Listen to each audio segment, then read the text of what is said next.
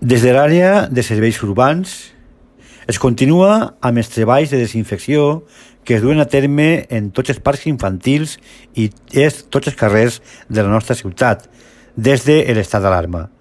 La regidoria de serveis urbans des del primer moment va posar en marxa un pla especial de desinfecció. No s'ha paralitzat en cap moment des del mes de març i continuarem amb aquestes tasques mentre dure la situació del Covid-19, amb la finalitat de garantir sempre les màximes mesures en aquells espais d'oci del nostre poble.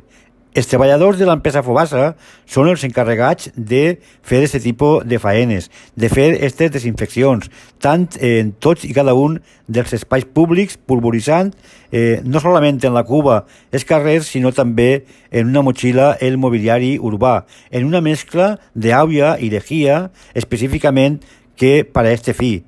També tinc que dir que este pla de treball es troba fora de l'actual contracte i, a més, continuarem. Estem ahí des del passat mes de març. Hem efectuat totes i cada una de les tasques de desinfecció i neteja en els punts crítics, en aquells de major afluència de persones, com els entorns dels centres sanitaris, els supermercats i les farmàcies.